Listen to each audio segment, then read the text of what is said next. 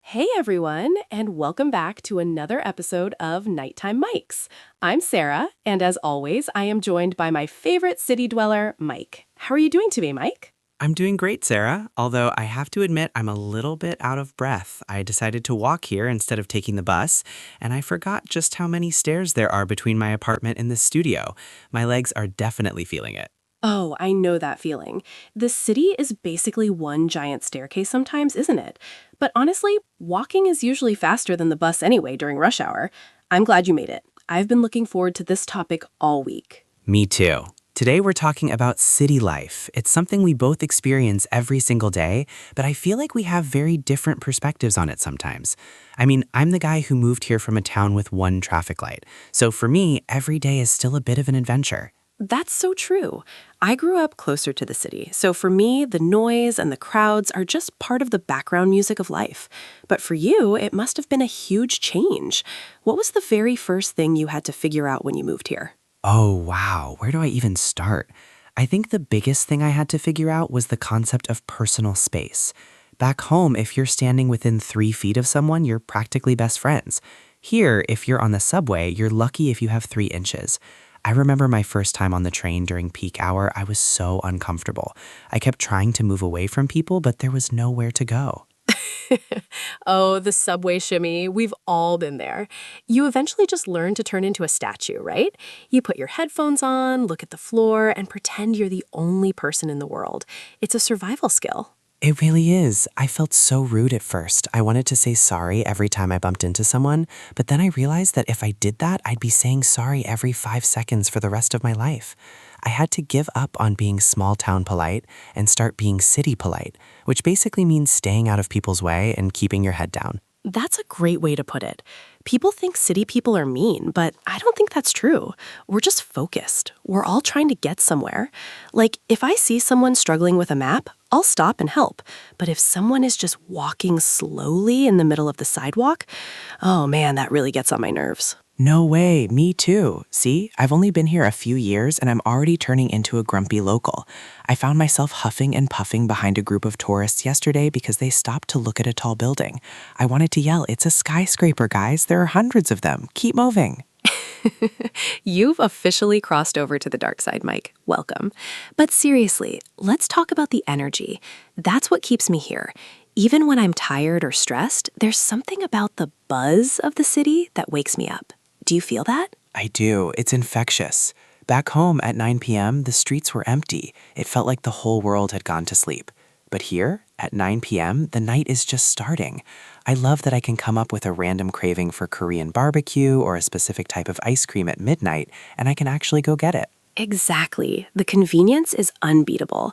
But let's be real for a second. It's not all bright lights and late night snacks. What about the cost? I feel like my bank account cries every time I pay my rent. Oh, tell me about it. It's painful. When I first moved here, I saw the price of a one-bedroom apartment and I honestly thought it was a mistake. I thought, surely this is the price for a whole house? But nope, just a tiny room where the kitchen is basically in the bathroom. I know, right? I once looked at an apartment where I could literally reach out and touch the stove while I was lying in bed. The agent called it efficient living. I called it a closet with a microwave. It's crazy. I had to get a roommate just to make ends meet.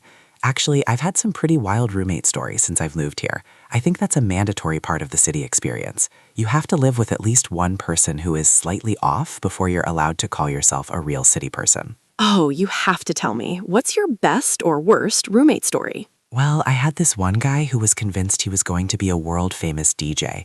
He bought all this expensive equipment and would practice at 2 a.m. on a Tuesday. I'd have to get up for work at 7 a.m. and I'd just hear thump, thump, thump through the wall.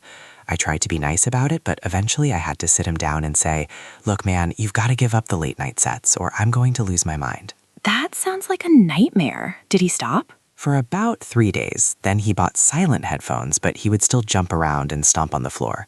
I figured out pretty quickly that we weren't going to work out as roommates. I ended up moving out a month later. I've been lucky with roommates, mostly, but the space is the main thing for me.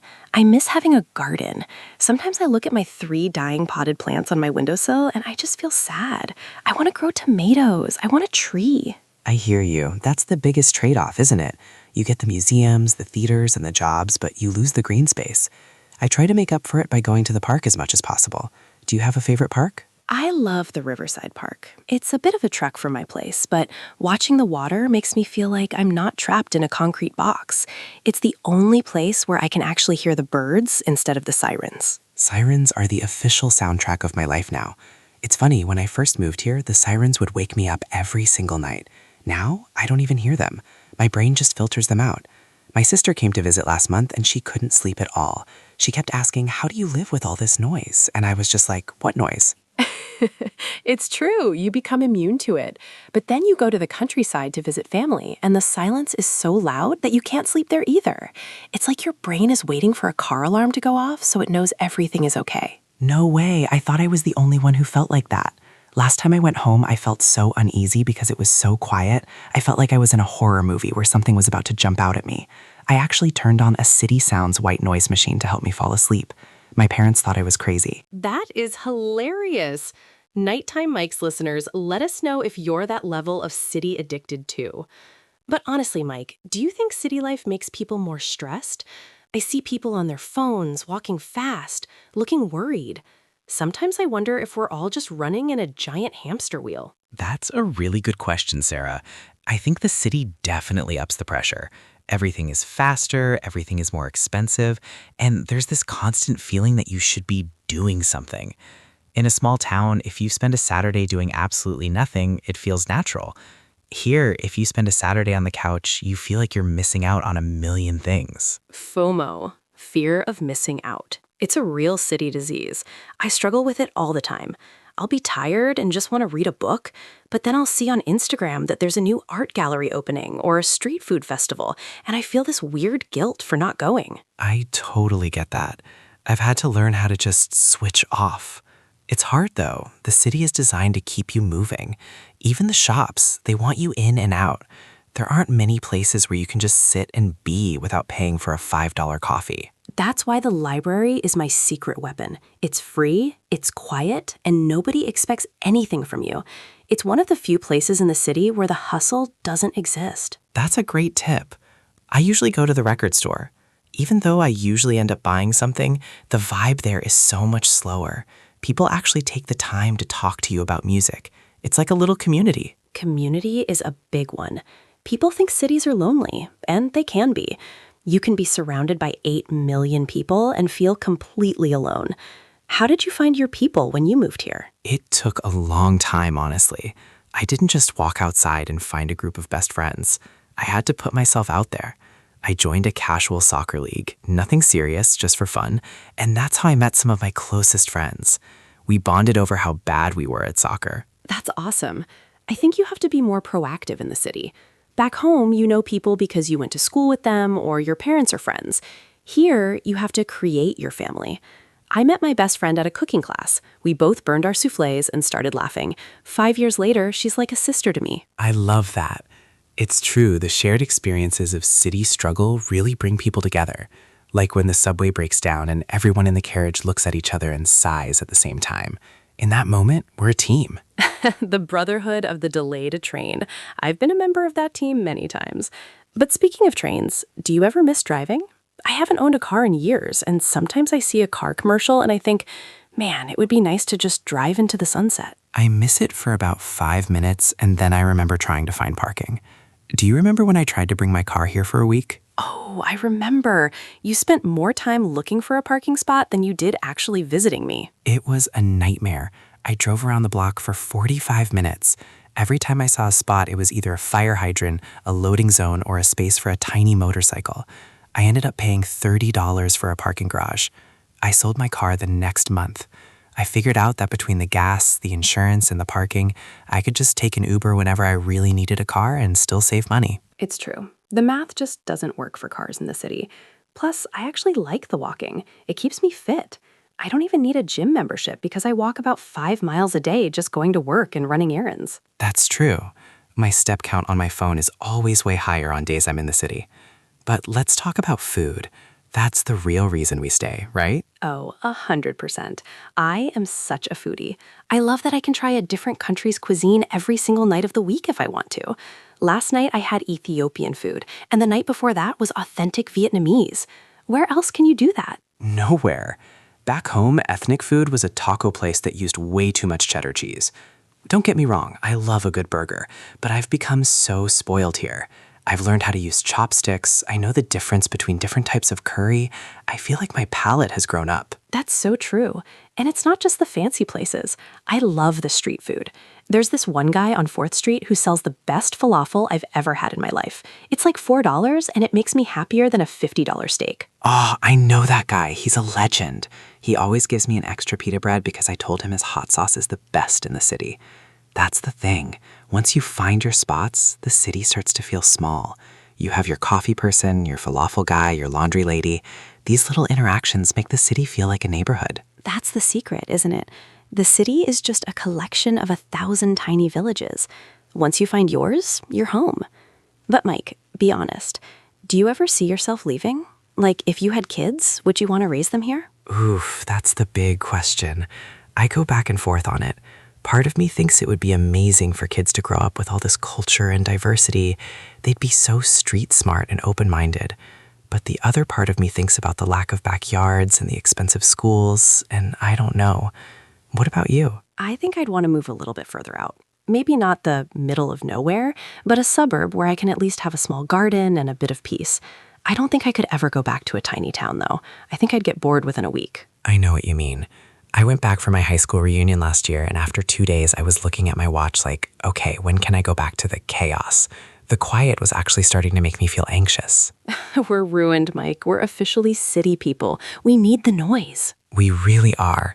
But hey, it's a good life. It's challenging and it's fast and it's expensive, but there's never a dull moment. I'd rather be stressed in the city than bored in the country. That should be on a t-shirt. Stressed but never bored. I love it. But let's look at some of the things we've talked about for our listeners. We've used a lot of phrasal verbs today, haven't we? Oh, definitely. I think I've said figure out about 10 times.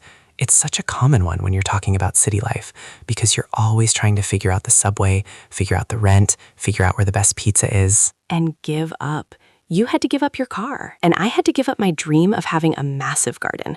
It's all about trade-offs. And make ends meet. That's a good idiom for the financial side of things. It's tough to pay all the bills when the costs are so high. And put yourself out there. If you want to make friends in a big city, you really have to do that. You can't just sit at home and wait for the doorbell to ring. Unless it's the food delivery guy. Exactly. Unless you're looking to make friends with the guy bringing your pizza, which, to be fair, I have tried to do. He's a busy man, Sarah. He doesn't have time to hear about your day. He's got 50 more pizzas to deliver. True. But seriously, for anyone listening who is thinking about moving to a big city, what would your number one piece of advice be? My advice would be, don't be afraid to ask for help, but also learn to be independent. The city can be tough, but it also teaches you how to be strong. And definitely get a good pair of walking shoes. Your feet will thank you. That is the most practical advice ever. My advice would be to find your pocket of peace. Whether it's a library, a park, or a specific coffee shop, find somewhere you can go when the noise gets too much. You need a place to recharge your batteries. I love that. Recharge your batteries. We all need to do that sometimes, especially here. Well, Mike, I think we've covered a lot of ground today. From the subway shimmy to the brotherhood of the delayed train, I think we've given our listeners a real taste of what it's like to live in the concrete jungle. I hope so. It's been so much fun talking about it with you. It actually makes me appreciate the city a bit more, even with all the sirens and the high rent. Me too. Every time I talk about it, I realize how much I actually love this crazy place. I wouldn't trade it for anything. Well, maybe for a slightly bigger apartment. Okay, fine. I'd trade it for a bigger apartment with a balcony. But that's it. Deal. Well, I think that's all the time we have for this episode of Nighttime Mics. Thank you so much for joining us, everyone. We hope you enjoyed this conversation and maybe learned a few new English phrases along the way. Yeah, keep practicing, keep listening, and most importantly, keep exploring. Whether you're in a city or a small town, there's always something new to discover. Very true. Don't forget to check out our other episodes and let us know what you think about city life in the comments. We love reading your stories. We really do. Until next time, I'm Mike. And I'm Sarah. Stay curious, everyone. Bye for now. Bye.